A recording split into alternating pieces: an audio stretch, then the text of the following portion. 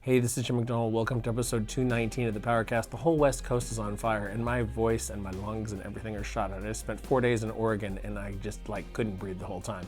So I'm going to try to keep this short. This episode was recorded in July with Dave Spitz of California Strength and his top lifter, Wes Kitts, who is the American record holder in the snatch.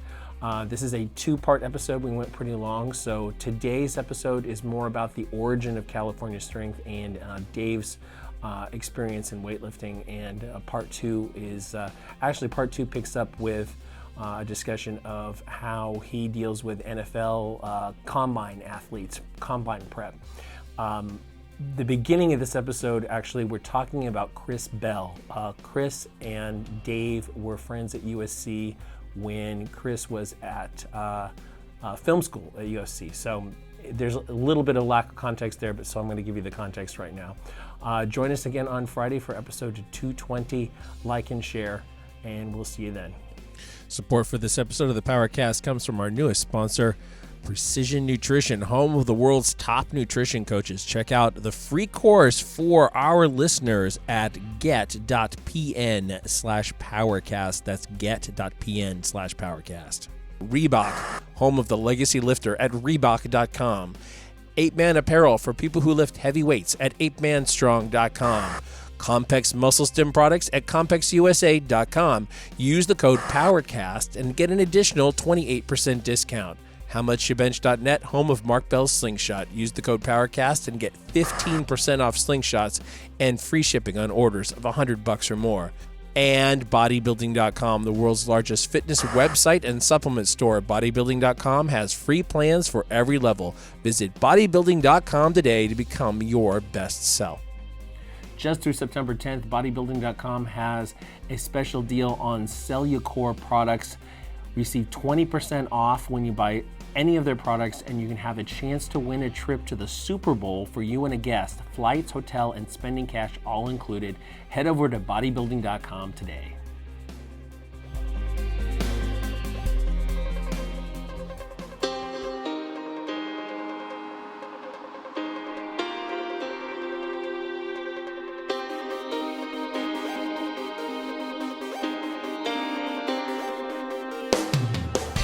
Recorded live in West Sacramento, California, this is Mark Bell's PowerCast.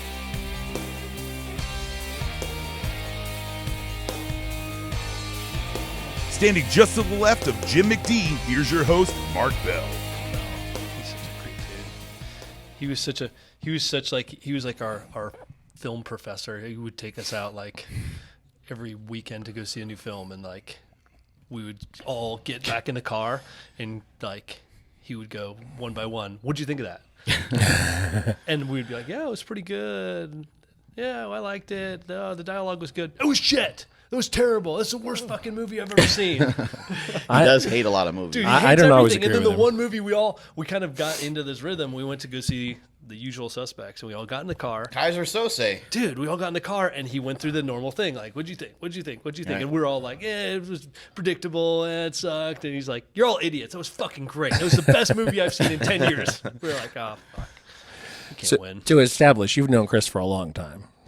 Yeah, we went to SC together, and he was a couple years older than me, but yeah, we hung out. He had a roommate that threw the hammer, and Justin I was on Braun. the track team. Yeah, What a great name. yeah, and he was fucking And he brawny. lived. He's from fucking Montana. Montana. Yeah, Brontana. Yeah. dude, the guy was a beast. He was pretty proficient at Olympic lifting too, right? He was, yeah. And he had a fucking lizard that. Do you remember this? Your Yeah, brother. what was Your that? brother. I remember him always talking about that lizard. It was. They named it Chaos because they Chaos. literally come home from like the bars, and the whole fucking apartment would be just wrecked. It would look like John Cena had just gone through and like had a fucking cage match in the apartment. John Everything was trash, Cena. and his lizard would just be like, in the corner. It was like, when I say a lizard, it was like a 5-foot long monitor. Oh my Yeah, it god! was, Like with what do they Chris's call underwear those? in his mouth. Like a Komodo dragon. Yeah, I think It was for sure illegal. There's no way but in South Central Los Angeles, anything goes. Well, you need that kind of protection in South Central. Yes. So you went to film school also? No. I ducked all my classes at SC and ultimately ended up with a communications degree. Weightlifting school. So communications and a business minor. How did all this stuff come to be? How did Cal Strength come to be? How did you get involved in Olympic lifting? So the origin story is, oh shit. Oh, who's calling? Who is it? This our media guy. Oh, he's not that fun to No, talk he's to. not Otherwise, that we'd fun. say, let's pick it up. Yeah, he's He's too nerdy. something like that. Where were we? Origin story. Oh yeah, so I graduated from SC, and I fucking sucked in track and field. I was great as a freshman, and I went to the World Juniors and did all kinds of cool stuff. What were and your events? The hammer and the shot put, but specifically the hammer is what I was kind of better at. But I basically squandered my athletic opportunity at SC. You know, like there's a lot of pussy and a lot of alcohol. And, In Southern They've got California? so much pussy. right, and so like, yeah, I went. Yeah, I Is he tell allowed them to all. say that on the podcast? I didn't stop it. I can always could pull it out bleep later. it out. Yeah. Does his wife so listen much- to the Trade it in for podcast? dick. There's so much, So much dick down there. So much dick down there. It's hard to concentrate. dude. You go to West LA, there is some like aggressive, like Oh, yeah. like it's not like the polite dick in the That Castro here. Rainbow. It's like the hey motherfucker. Oh, yeah, indeed. Yes. So anyway, We're not going to make it through. I know. Nope. Are we done yet? Yeah, we're not going to make it. We're not going to get very far the way this is going so far. Okay, so I sucked as an athlete. I went to work. I started a company, and then 4 years after I graduated, the games were in Athens, Greece, the Olympic Games, and I watched Adam Nelson throw the shot put, and I watched all these guys that I had competed with. Adam Nelson's a fucking beast. Oh, he's a great dude. You We should need to have him on the podcast. Oh, we need He's- him on the podcast he's- for sure. He's like the most intense human you've ever fucking Really? met. Yeah. And so like He's we just got insanely strong too, Oh yeah, I think he back squatted like 650 for like a set of 8. and he doesn't even have any like idea that he's that strong because I've heard other people ask him like, oh, what do you do for his bench and stuff? He's like, I don't know. I've done like Did Pollock work with him? I think maybe Paula Quinn. I know that Matt Vincent knows him Yeah. a little bit as well, Yeah. but he's like, oh, my best is like, 5 plates for just a couple of reps, Just 4 a or 5 couple. reps. Just it's not like it's not like his main. I know he lifts all the time, but it's Yeah. not his main thing. He's a fucking thrower. And he's never been like a big guy. I mean, fuck, came out of Dartmouth, right? Like Yeah. there's nobody else to compare himself to up Right. there. He was just in the weight room just grinding. But yeah, I mean, he's got a really interesting story because, for 2 consecutive Olympic Games, he took silver medal by a combined total of 3 inches. And so, like, he walked around his whole life after the Olympics, like, being a silver medalist. Right. And to tell him, to hear him tell it is fucking magical. But he got a call from a reporter, and the reporter's like, hey, did you hear? They retested the samples. Looks like you won gold. And so it's like, Yeah. they met at a Jack in the Box. The IOC official slides the gold medal across. He slides the silver medal back. And like, then all of a sudden your mind is fucking blown because you've been walking around thinking you're a silver medalist when you're really a gold medalist. And Right. it just like, it changes you a little That bit. actually is really interesting because if you went and you did your best, then technically you should feel fucking great about it, especially if you PR'd like in the Olympics, Right. Which would be a magical I thing think to have. part of that was too, didn't he? His first throw was huge, and then he didn't top that first throw. He scratched a few times. Like In the Wasn't that last the Olympics, only- he opened up and took the lead, and then it wasn't until the very last throw, the very last round, that somebody tied his mark. And in track and field in the shot put, you go to the second farthest distance. Gotcha. And so he didn't have a second farthest distance. He stepped in for his very last throw and just tagged this beautiful, beautiful toss, and that would have been enough, but Right. red flag went up. He foot fouled it, and so I think things like that have happened in track as well, where they're they had a gold medalist and then they had a silver and so on. But I think a few times where it's happened in track, it was like, oh, the top 5, the top 5 were all popped. Yeah. And then somebody positive who or was like something. maybe even in another fucking heat, like ended up winning a gold medal. dude, shit like that's the game that we're playing right now. Like Wes might fucking win a gold medal someday, in the mail. because the testing continues to get better and better. Yeah, you may get it in the mail, but You just got tested today, is that right? Yeah, I got tested today. Have you been tested a bunch of times before? This year, that was probably only my second or third, but last year I got 8 times, I think, maybe 9. How are you getting these guys to pass the test, Dave? A lot of money. No, I mean, like, Just taking in like tons of broccoli before they come and you just shit everything out? that's the strategy. That's why the bathroom smells the way it does at Cal Strength. No, we That bathroom is gross. it is gross. It's We offensive. like it Oh, gross. It's offensive. No, it is kind of. Keeps the girls out. They know better. Go shit when it we is like want. people are like, why don't you have a women's team? Like, have you been to the fucking bathroom? It's like, Can't have anything nice in oh, there. and it's like I don't know, like if all of my weightlifters' buttholes are just angled, like. But it's always on the like, back. everything is in the back of the fucking bowl. We've had this happen before. Yes. And we've had like long We've had this- conversations yeah, about how we've we had need this discussion, yeah. like forensic scientists to come in and place strings on the dots and figure out where they fucking came from and how it happened. I'm thinking functional MRI. Like the blood splatter, on like Reverse engineer this, like going back in the butthole. How it What happened? Are people leaning too far forward? Are they sitting too far back? What's happens in there? So the backboard poop, man. I don't know. You gotta bank it. Nothing can be normal. That's all I know. Is everything's got to be. See, I thought like I know this is like a topical discussion coming from a powerlifting like angle, so I expected like training, drugs, and poop in that order, and we're going like Poop first. poop first. poo first. I think we went drugs, poo, and they'll probably do drugs again. Yeah, but we were and on then drugs for more like poo. 30 seconds Yeah. and then right to the poop. We don't like to fuck around with the poop. Yeah, here. that's true. We just like to get right to the poop. Where were we? Oh, I was telling my how'd you get- origin story. Oh yeah, here we go. My origin story, yeah. So I started. Adam fucking inspired me. All these Olympians in 04 inspired me, like, and made me realize that I was a piece of shit and I squandered my opportunity to be an athlete.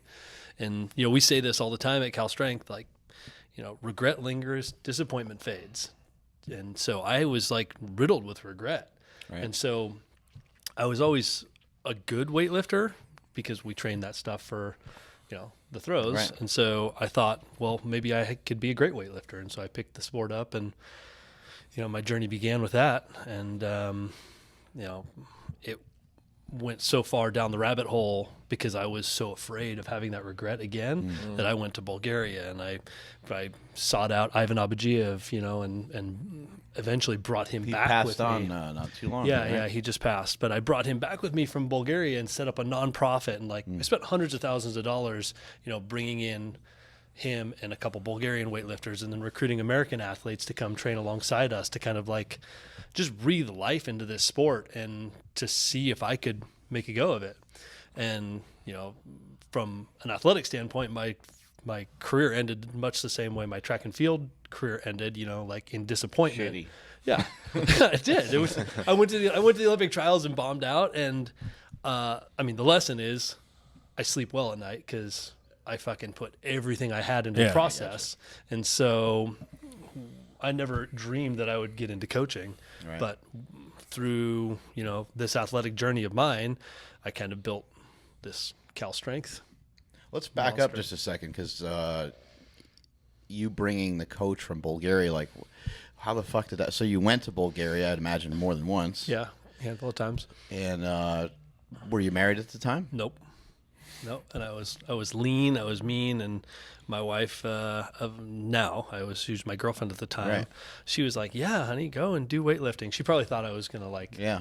look like a Jason Khalipa or like something more attractive than what I Was ultimately she kind of morphed thinking into. like some of this is weird? Like, what the fuck's he really going to do? Did you have a regular job at the time? Yeah. I was working on Wall Street. I was working for Merrill Lynch. Oh wow. Yeah, so I was like up early, grinding it out. Had a Porsche Cayenne turbo. Had a. So fucking, she didn't care if you had a side thing of weightlifting. No, she Wasn't didn't. a big She didn't deal. really know what the fuck she was getting into. right. And so They like, seldom do. John Wellborn makes fun of me all the time for like, yeah, my 401k was full.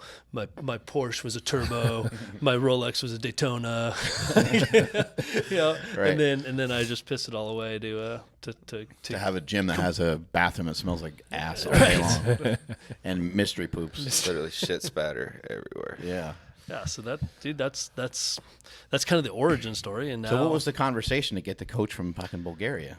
well, I mean, have you been to Bulgaria? No. It's a very, very sad place, or at least it was. Like, It's like nobody smiles. Everybody's got a frown all the time. Like, you talk about like a region that's been conquered for like time eternal and put under one yoke after the other. So, like, any opportunity to come over here and get paid to coach and to bring weightlifting, like, he was all about it. And so it was a little bit of a struggle because I had to write visas and, you know, start this whole process to bring these guys over and then figure out a way to fund it.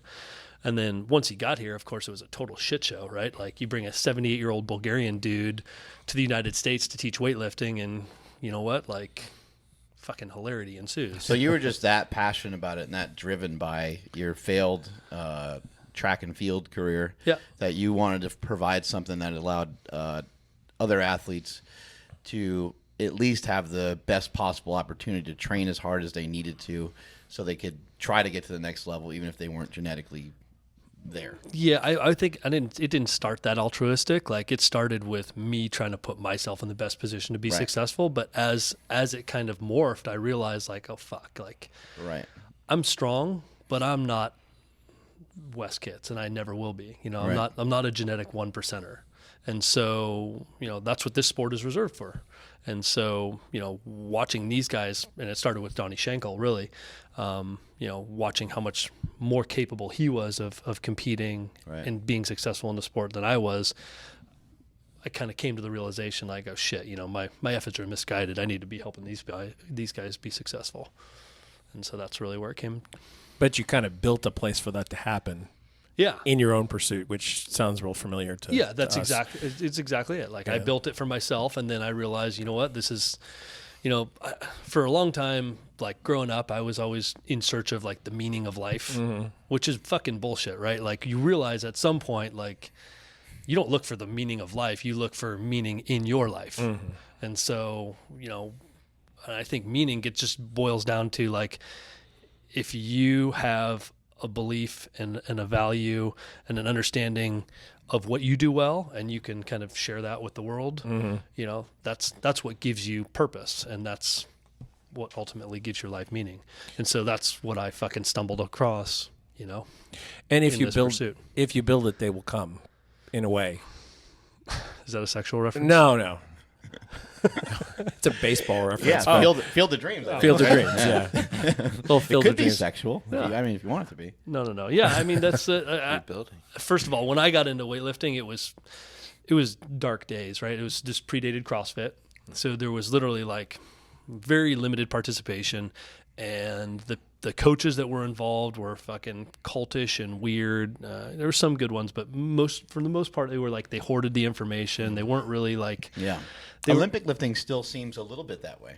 Yeah, well, we've been trying to democratize the information and try to, like, make it accessible and try to make it fucking cool. Right. So with my YouTube channel, that was the first thing that we tried to really do is, all right, let's pull back the layers and be normal human beings. You're not these elitist, you know, information hoarding assholes. We want to put this out here because the only way we're going to be successful in the sport is if we increase participation. Well, that's a lot of what you see on your YouTube channel that dates back till I don't know when, but it's pretty old, right? 08, yeah.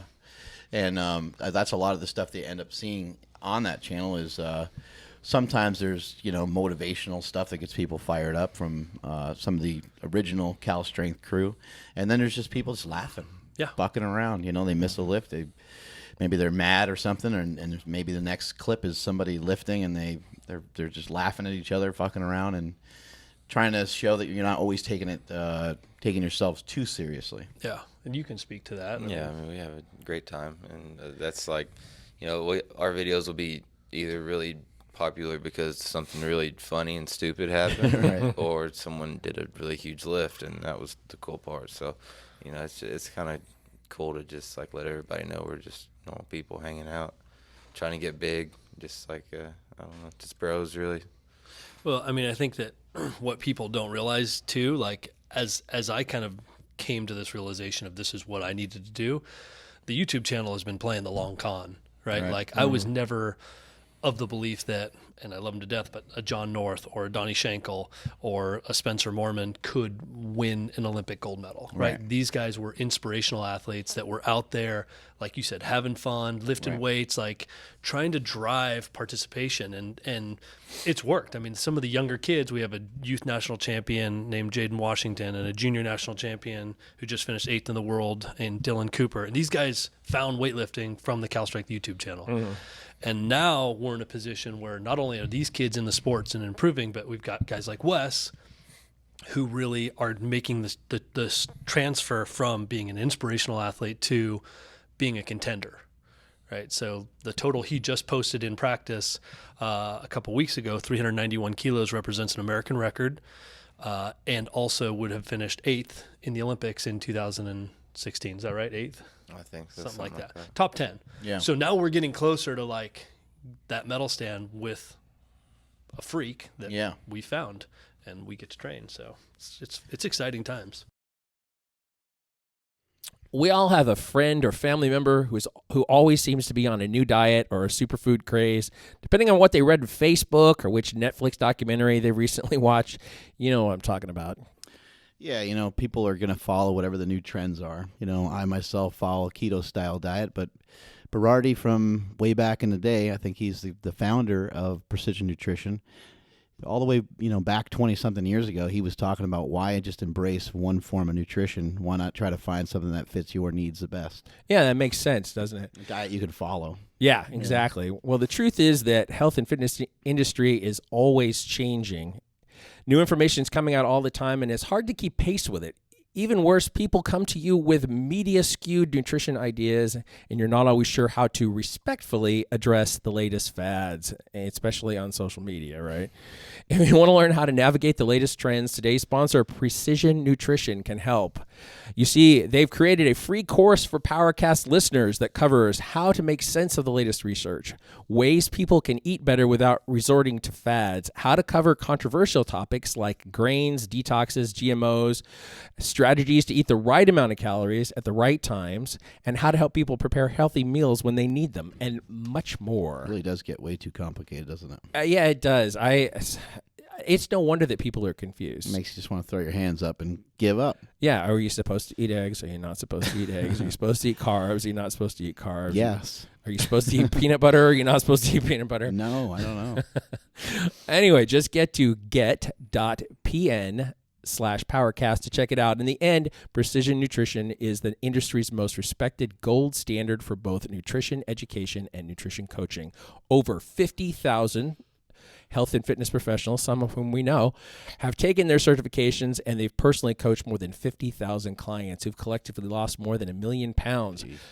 They're consultants to companies like Apple, Equinox, UFC, and Titleist, and they're doing amazing work. And this free course is no different. If you want to understand and learn to navigate the latest trends and fads in nutrition, you can get the free course at get.pn/PowerCast. That's get.pn/PowerCast. Go check it out. Wes, how did you get into Olympic lifting? Well, I started lifting when I was pretty young, but I just always liked training. I played sports. I played football through college, and just always enjoyed the off season and being in the gym. So I got good at the cleans. I could squat and bench a little bit. And when I got done with football, I kind of had a void.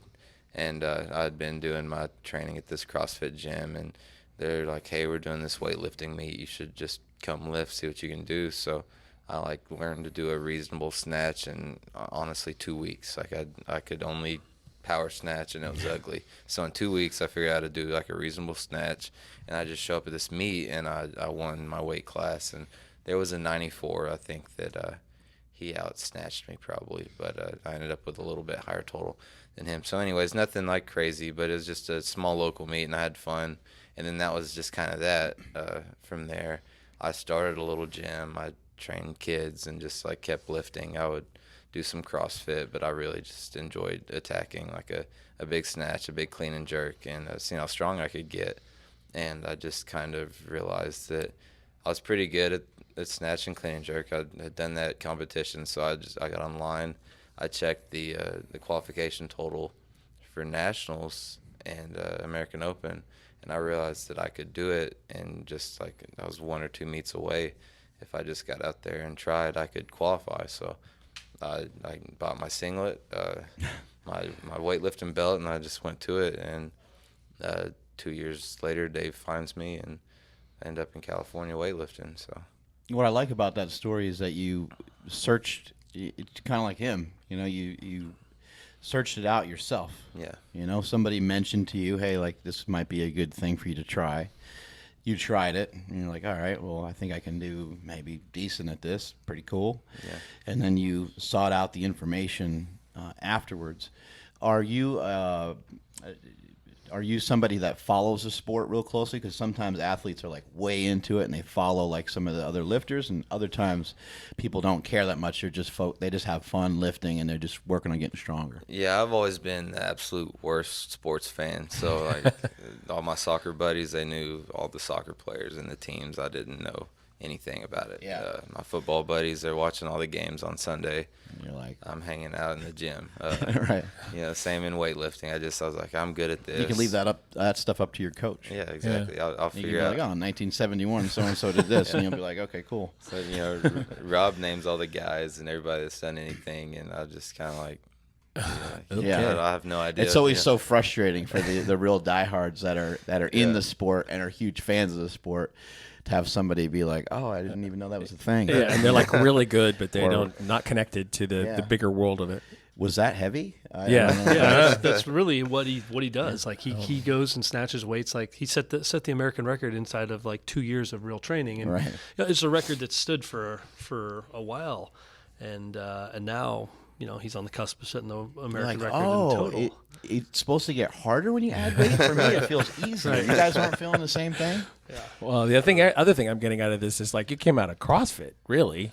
Yeah, that's where I met weightlifting at Yeah. a C CrossFit word. gym. Yep. So Yeah, Dude, it's There the it ultimate. is. It's the ultimate fucking gateway drug. You know, like Yeah. yeah, it's helped us so immensely, and you know I've become a fan of like the entire iron game now. You know, I just got to speak at Sorenex Summer Strong, and so like, Oh, awesome. Yeah, Yeah. they always have a great Awesome. event every dude, year. it's so great. Like it's unless you've actually been there, and you should speak at that. I heard 'cause you it's would be awesome. I heard it's freaking cool. amazing. But from like Brandon Lilly to Adam Nelson to you know like all these amazing Gunnar Peterson to all these Widerstrom was there, I tactical think, guys. right? Yeah, Jen Widerstrom was there, and it's not like science talks. It's literally like share your passion. Right. Show us what this means to you. And so like you get this breadth of like from CrossFit to powerlifting to you know Highland Games athletes to track and field throwers to Olympic weightlifters, and it's like everybody is just kind of sharing their passion for lifting heavy shit, and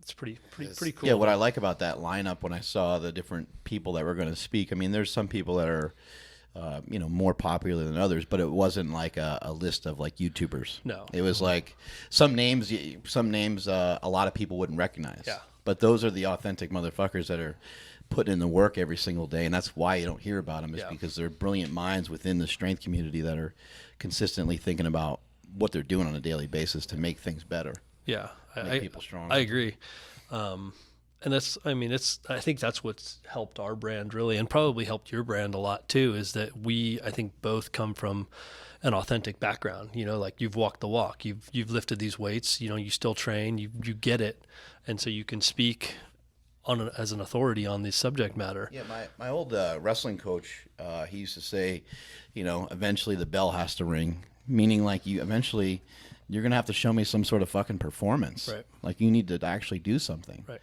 And I've always thought that was, at the core of everything that I do is like, I need to be able to still move around. I just need to still be able to like throw around some weights or find ways of improving myself. Yeah.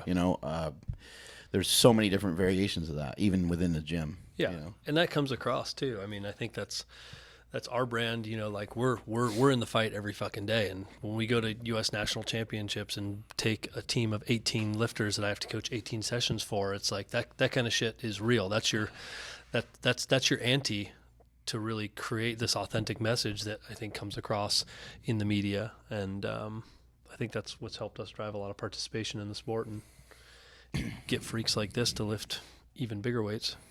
I'll ask this question to both of you, but we'll start with you, Wes. Why do you think it's been such a struggle for Americans to get gold medals?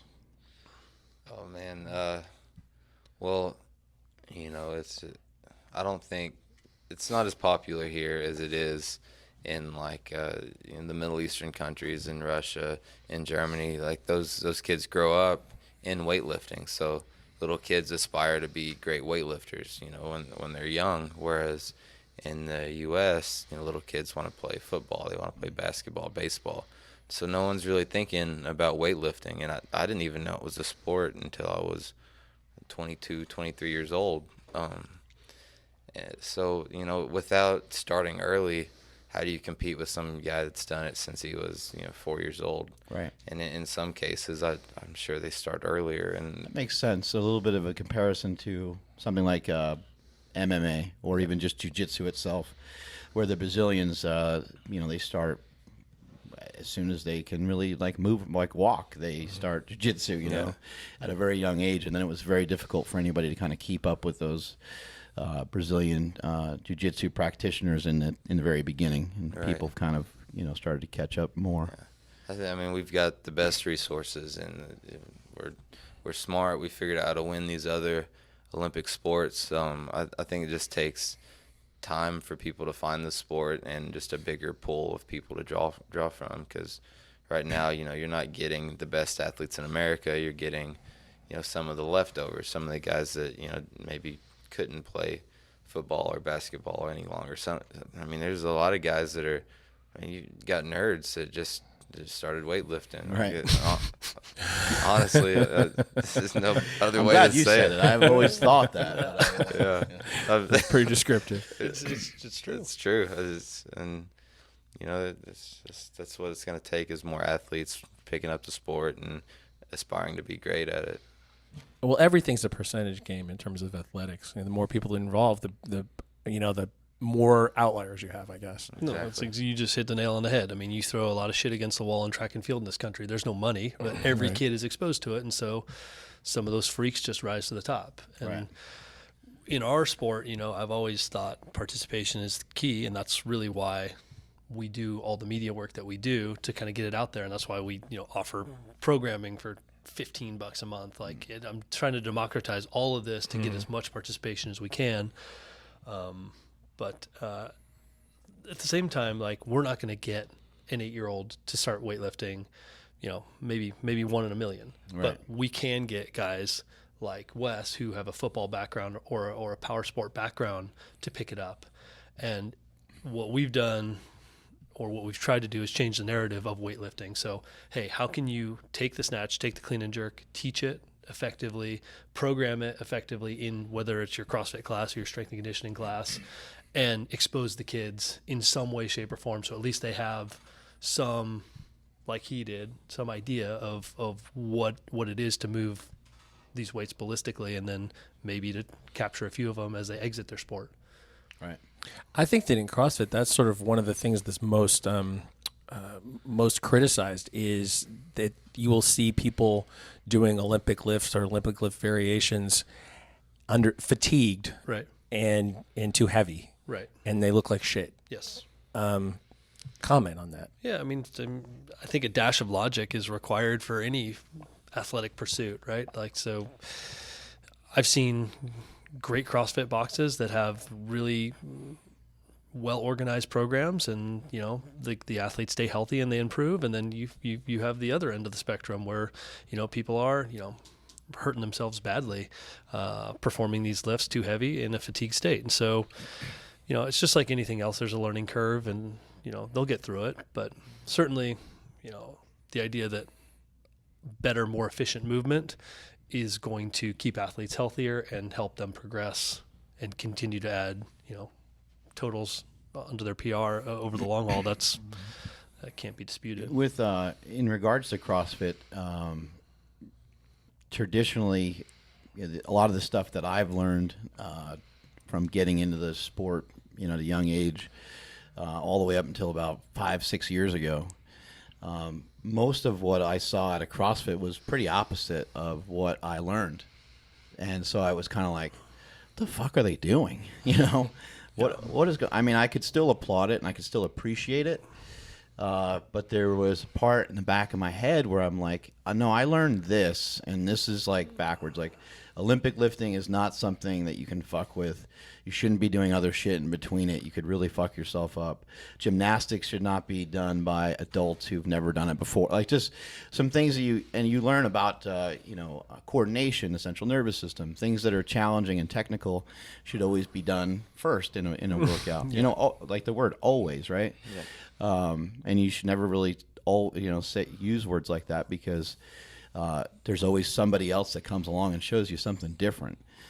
Has there been some things that have happened in CrossFit that you've kind of like took a step back and maybe looked at and said, maybe this could apply to some of the stuff that I'm doing? You want to comment on Yeah, that? well, I think that there's a lot of ways to get big and strong and fast. There's not really a cookie cutter for any pursuit. So, taking advanced movements and going at them as hard as you can and seeing what happens to your body. I mean, your body adapts to all of them at once. So Right. it's pretty awesome to see that people can handle that and that stand up to that. But also, when you're programming that stuff, you're trying to make those workouts. If you put somebody that's not ready, on some intensity that they're not ready for, right, then you get injury, and they experience a lot of injury. There's always 2 or 3 people hanging around the CrossFit gym hurt, and then right, at the past regionals events, how many these are elite athletes, Bunch of torn pecs and stuff like that. Yeah. Right. So it seems like, at least on the competitor level, they need to be smarter with what they're telling these guys to do. You can't hurt your studs. You want to right, make them look good. You don't want to try to crush them with the workout. So I would think that they would try to figure out something that makes these guys look strong, right, makes them look fast, makes them look like they can endure. So they can go forever on these workouts, but not try to do something that's just gonna crush them.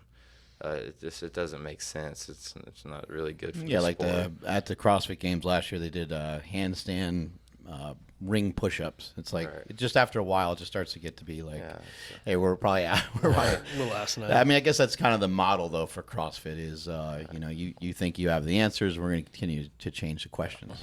Yeah, and I think that to go back to your question though, have we learned anything? And I think the answer is absolutely. Like the idea that we started getting out into the CrossFit community and trying to teach the lifts.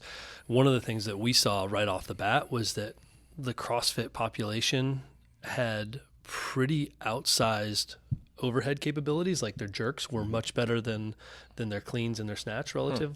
Did that kind of surprise you? Yeah, that's a paradigm shift. What? Like even Abadjiev, the Bulgarian guy, he would tell us like anyone can snatch, anyone can clean, only the champions can jerk. And we would go to these CrossFit boxes and I would say shit like that and be like, everybody would be like, Not true. my jerk is like 30 pounds above anything I've ever cleaned. I'm like, oh, okay, well, that's cool. And then watching them, their positions are fucking solid. And so I think a lot of the accessory lifts and movements that they do in the CrossFit, from handstand push-ups to a lot of the gymnastics work, like you were saying, to kind of stabilize your upper back and your thoracic and your midline. I think that I've taken some of that stuff and incorporated it into our programs. And then the idea that, a little bit of conditioning once in a while is not necessarily a bad thing. Like you could get a little lymphatic flush, you could feel good. You could use it as an active recovery, so he'll jump on the bike, and do some high intensity interval training once in a while to just make himself feel better. So I think CrossFit literally is just a fucking great way for people to just learn about their bodies. Right. It just gives you ownership of, hey, I can't snatch. Why can't you snatch? Because my shoulder mobility sucks and my ankle mobility sucks. And, you can then go to a guy like Kelly and start and work on these things. And, or There's a lot of people, if they didn't participate in a lot of different sports, they might not know the different They would things not they're know. capable of or not capable of. Yeah, or they can look at their structural balance ratios and look at their deadlift versus their front squat and be like, fuck, my deadlift sucks. I better go see Mark and figure out like how I can improve my deadlift because my posterior chain is obviously deficient. You know, so it's just a cool throwing that many different variations of movement at people. I think provides this gateway for understanding your body and giving you an opportunity to be accountable for it. It makes sense. And then also the conditioning side of CrossFit. What I've seen, from a lot of people is the more that you do, the more that you can handle. Right. And they can recover from their workouts faster.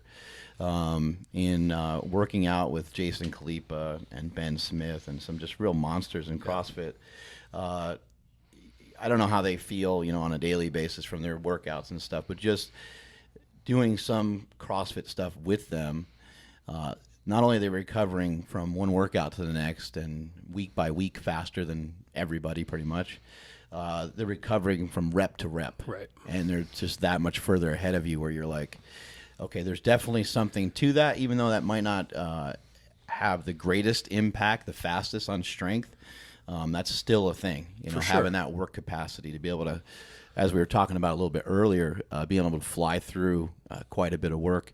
That does seem to be a huge factor in Olympic lifting, almost a little bit more so than just powerlifting. How do you get these guys up to speed with being able to handle the amount of work that is necessary to be a champion, the amount of reps and sets and different exercises and stuff? Yeah, I mean we're meticulous with our planning. So there's 54 weeks in 2017. Every week on Wes's calendar is accounted for, and it all is obviously funneling towards anchor dates that we are looking to taper and peak him for. But the hardest part about Olympic lifting is it's a skill that you have to continue to refine. And, it's like a baseball player taking batting practice and then having to go in the gym and, work on core and their squat. I just hope it translates over.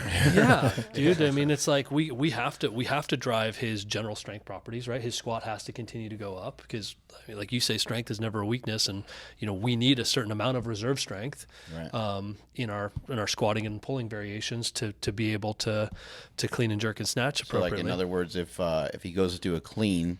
And he goes to squat up out of that clean, there needs to be some play with like where his knees go and his back. And so if he works on like good mornings or works on stiff leg deadlifts, if he rounds forward a little bit coming up, maybe he'll be able to keep enough positioning to be able to maintain the position he needs to make the lift, correct? I do a lot of both those auxiliaries actually. I mean, especially earlier this year, we did. I noticed the glutes, buddy. Yeah, I mean that shows. It's showing up. That stuff is incredibly important, and it's also important to load the endocrine system, right? If we're talking about doing some sort of like undulating block periodization, not to get fucking technical, but if we're trying to target an anchor date, right, we've got to suppress his growth hormone, testosterone, cortisol, so that we can then taper him and peak him and have a response. And so not only do we need the general strength adaptations for holding positions through the lifts and being able to make an error or two and recover, we need it for the endocrine system component as well. So how are you doing that? How are you accomplishing that? We Shock go through, therapy. yeah, Zap the fuck out of him. like really simply stated, like he goes through an accumulation phase that is going to build some foundational strength. So where we do a lot of higher volume work on the strength variations, and we kind of low light the Olympic variations, keep it light, work on technique. Then we move into a transmutation phase where we literally Mutation? Yes, that is a mutant. But we try and set up these opportunities for him to Transmutation. I can't get past this. yeah, to PR in like specific movements. So for him, like we wanted one mesocycle of that transmutation, which you like so much, was geared around setting a PR in the jerk. One cycle was geared around setting a PR in the snatch. One cycle was geared around setting a PR in the clean. And then from there, we go into what we call a realization phase, where we work on putting together a snatch and clean and jerk to produce a total in one workout, because that's what he has to do in comp. And then we taper him and peak him. So, playing with volume, playing with intensity, playing with exercise variation. I think we have a lot. When we met the first time, when Chris and you came to the gym, I tried to pick your brain about different squat variations, and a lot of that stuff has helped in the program. So, yeah. Whether it's moving around from different positions.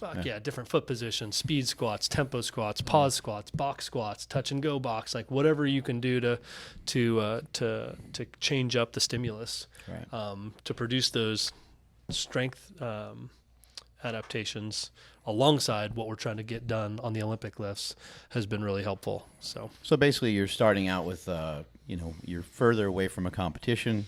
It sounds like you said you set up like a yearly plan. Yeah. The further away you are from competition, the more that you do. Yep. As the competition gets a little bit closer, you do more things that are more specific to the competition. Yep. And you're consistently, throughout the whole phase, you are lifting in kind of a maybe beat up and jacked up feel, right, Yep. throughout most of it, Yeah. without getting an injury. Obviously, you're trying to avoid that. Right. And then just as that contest comes closer, you're starting to pull back on stuff so that you get some leverage going forward. Kind of that's general. The farther idea. out we are, the higher the volume is, and as you know, the volume is what kicks your ass. That's what really beats you up. So they're heavier in those times. So he trains about 5 or 6% over his competition weight in that time, and then we get a little bit of a reduction in the strength volume, and we add more volume in the Olympic variations, and then finish it off by just doing a bunch of singles and trying to produce totals. Do you basically stick to the program, or are you making adjustments all along the way?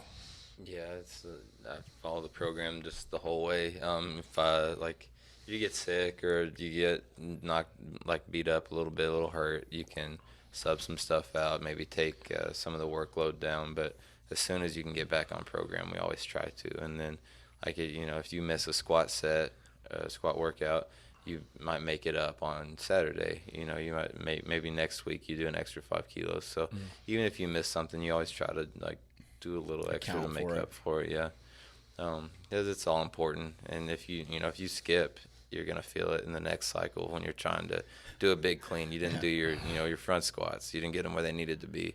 You're gonna know it when you start missing cleans. So. What have you noticed for yourself works the best when you're going through some of these phases? Do you feel like you're somebody that can, work with a little bit lighter percentages and get more out of it? Or do you feel like you're somebody that you have to kind of be going really fucking hard, otherwise you don't get much out of it? I feel like I really like going kind of to the edge. So, I'll bitch and complain to Dave the whole time, but I actually like being pushed to my limit. I don't mind to miss something or to pull on something that maybe feels too heavy that day, and it teaches you how to be ready for a meet and how to go out and maybe pull on a bar you're not ready for, or you don't want to do, and win a meet doing that, or make a big jump because you know that you've done all this work and you've put yourself in these positions tired and made the same weight. So just, I like being pushed, and I want to do the heavy weights as much as I can, for sure. When you're going through some of these phases, when you got to do 4 sets of 6 or 5 sets of 5 and those types of things, do those feel fairly easy to you? And are you like, come on, Dave, give me more fucking weight? Because I know, a lot of times lifters are frustrated. Yeah. When I recommend stuff to people in here, I might say, hey, just do 6 sets of 4 reps and use, I might say 315. And I know full well that without any problem, they could probably use a 335 or 365. Right. But I want them to fucking do the lift the right way. Right. I'm looking for execution. Sometimes we might even be looking for tempo. Do you kind of feel that way? You kind of feel like sometimes the weights are held back maybe in the beginning a little bit? We definitely, it's more so on the weightlifting. So maybe the first week I'm ready to clean and jerk 210 and only 205s on the program. And, I would want to do 210 because I feel great and I'm ready to do it. But in 2 more weeks, I probably have to have 215 on the bar. So if I get ahead of myself, it's going to catch back up on the back end. On the squats, our program is in a linear progression, so it gets heavier each week in almost all of our squat work. So week 1 feels pretty easy, and you might want to throw some more on, but we all pretty much know that if we get ahead there, it's gonna come back at the end. So we enjoy our first week when it's lighter, and then as we get through the cycle, we get our heavy weights almost always. So. What I always share with people is there's nothing wrong with lifting the weight the right way. No, that's fine. And also too, if you are progressing into some heavier weights from week to week, you can also even just from the last time you ran through a program, how about you just make it look pretty? Make it look better than you did last time. Last time you used 3 plates, make it look better than the next time you use it. Stuff like that. Especially, I mean, the snatch is so technical. The clean and the jerk are too, but when you're doing those movements, always technique is the priority. There'll be those days where we're really just trying to chase a big number, but we're always trying to move as good as we can for those. So, week one, maybe it is light, but Dave's going to expect us to have great technique because the weight is light. So if we're, moving bad, he's going to make us fix it. And maybe we do 2 or 3 extra sets. Maybe we got to do a drop set, and nobody likes doing those. So, we always prioritize those movements, especially more so than the squats, because it's just that's our sport. So squats are grind, and we do our technique on other stuff. So, is there anything specific that you like to do that you're like, hey man, there's some lifters that are just super particular. Like I like to do box jumps, and there's anything that you're like, hey man, like make sure you give those to me because I need those exercises. Yeah, over the past year and a half, we kind of I learned what's good for me to do, what I need to do, and he's learned what makes me better too. So I like split jerks behind the neck, so I can overload those pretty good. They're always really consistent. So if my jerk's feeling bad, he knows maybe give me some behind the neck jerks, and I'm gonna straighten some things out. He knows I don't like to free rack jerks. He knows I don't like clean doubles very much, and high rep squats. So he tries to. I program those all the time. What's high rep squats? High reps, 8, 10 reps. Okay. You've never done 10, 8. In Jacked and Tan? Yeah, maybe 8. But one of the things about coaching somebody like Wes, he makes you a better coach because he is literally like. Every mesocycle he's giving you feedback. Oh, okay. And he's we have a really good rapport, and that's I think when you're coaching an elite athlete, it's not like I'm here and Wes is here. We're working together as a team to try and produce these results. And so he's a smart guy. He's got a degree. He understands how his body feels, and then I've got some accumulated wisdom that I try and impart into the program. And so it's been a really fun journey so far, and I feel like we're just like scratching the tip of the iceberg now with regard to his potential, which is fucking scary because, like people laugh, but I think he could set a world record in the snatch. I think he could snatch 440 plus pounds. Wow. He's done almost 400 pounds in training, and he's 2 years into the sport, seriously. Right. So, people look at him and they think, okay, for sure he's on drugs. It's just a matter of time before he gets popped. But, I've never seen anyone move weight like he can move weight. The rate of force production is just off the fucking charts. And so, there are those genetic 1%ers out there. Right. And you're looking at one of them. And so what happens when somebody like this comes through the doors and you have all your other lifters that you've had for years? Or people are like, dude, this is a come really on, Dave, good question. Who's this fucking guy? Like, does this kind of mess up a little bit of the dynamics of it just because, obviously, due to genetics, you're obviously a fan of, like, the way that he can move and some of the things that he can do. He can express his strength better than most.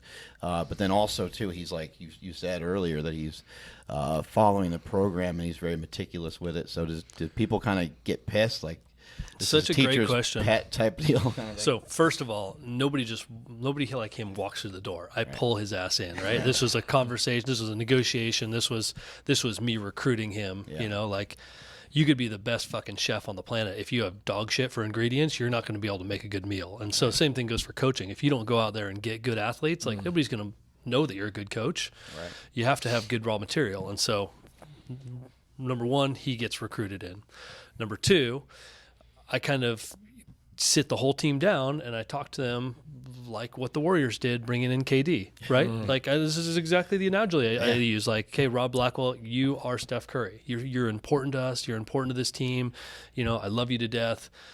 We're going to bring in a superstar. And you know what? He's going to take a lot of the oxygen out of the room, but we can either all get better, like a rising tide raises all boats, and we can learn from each other and we can benefit. Fucking rot. Or you can fucking lament, the fact that he's a fucking freak. Right. I mean, or we can all leverage his talent to become better ourselves. Right. And so I feel like managing that process is a really fucking important part of my job as a coach. And it might be easier with him if he's somebody that is working hard. But I For imagine sure. it's got to be a lot harder over the years when you maybe had somebody that came in that didn't work as hard. Bro, the gym has a life of its own, and it makes decisions now, right? Like it will shit you out Yeah. so fast if you don't subscribe. We're familiar with that phenomenon. Right, like that's like the gym. I don't decide anymore. The gym decides who it wants to keep and who it doesn't want to keep. Yeah. It's an organic being, and like we've seen it time and time again. And sometimes you don't know what a person is until you put them in that environment.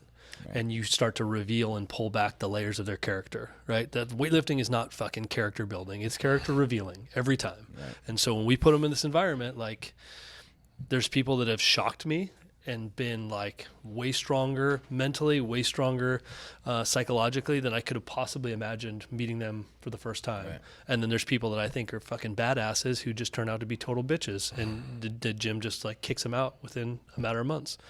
So yeah, it's a cool culture that we've built. Yeah. Wes, what do you do? How many hours a week do you lift, and then what do you do when you're not lifting?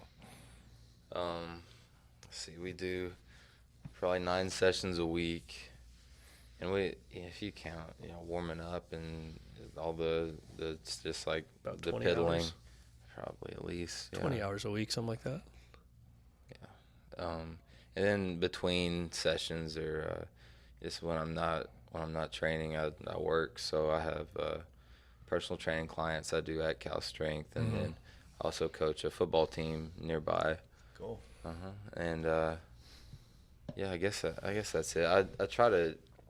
It's not true. You have a blog. You write a blog on your website. I try to do stuff online. Design some T-shirts that you sold. Like I try and get these guys to be, at least entrepreneurial. Like they need to be accumulating some fucking life skills while they're stuck in a gym, because the biggest part of getting people to buy into the sport is like figuring out how to manage opportunity costs for keeping them in the sport too. So he's got to be able to make some money and generate some experience while he's grinding away 20 hours a week on these weights. Yeah, I noticed that that's important to you, that the people that you have taken in, a lot of times they work at the gym. Yeah. Or sometimes I think some other people may have helped with like website stuff or wherever they can help.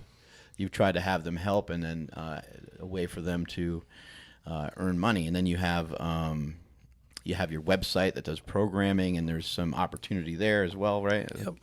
Try to just bring them into the fold as much as you can, so they're not really just part of the gym.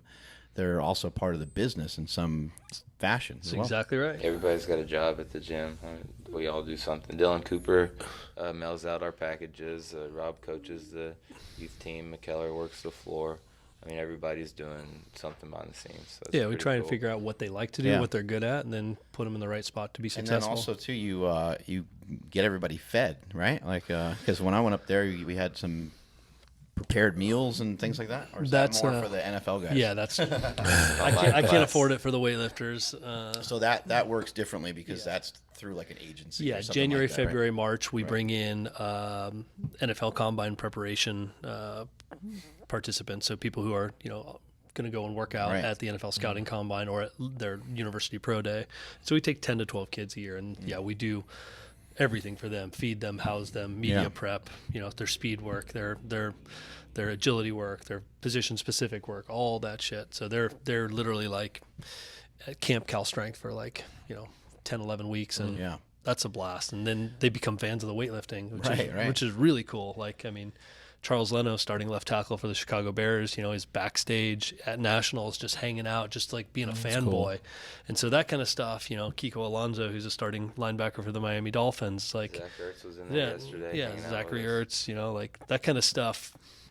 I think lets them know that they're appreciated, and that people that are at like these super high profile sports are fans. I mean, I think, remember, Cena was, John was a fan of like Spencer Mormon. Yeah. And Spencer, that made Spencer's whole world. Like the idea that somebody He's like, that's John, my favorite guy. Yeah. I mean, that's some of the exposure that's going to really help drive the participation, keep people in the sport. And once we start winning, then everybody's going to be like, I did some bench press with Derek Carr this February, actually. So he's actually a bro. He just super cool guy, but he'd just come in there. He's begging his PT to, like, he just wants to lift big dumbbells and like get on the bench. He had a surgery or something to kind of reset. Yeah, he had the same fracture as Marcus Mariota down in his ankle, but he's made a full recovery. So he was chilling at the gym all off season. Raiders going to bring home a Super Bowl. You think they can? They better. They can. If you're leaving town, you better leave with a fucking a bang. Otherwise, you're gonna get run out of town. This is, nobody's gonna show up. Beast mode. Yeah, I mean, they got fucking beast mode. They got beast mode. They got all the tools right now. Is Marshawn gonna start this year? But he'll definitely get time. Carries, split reps. He'll decide when he wants to play football and when he doesn't. Shout out to all of our sponsors. Reebok, the official shoe of the PowerCast, home of the legacy lifter at Reebok.com. 8-Man Apparel for people who lift heavy weights at 8manstrong.com. Compex Muscle Stim products at CompexUSA.com. Use the code PowerCast, get an additional 28% discount. HowMuchYouBench.net, home of Mark Bell's Slingshot. Use the code PowerCast and get 15% off Slingshots. Power Magazine, the world's only strength magazine, available in both digital and print at thepowermagazine.com.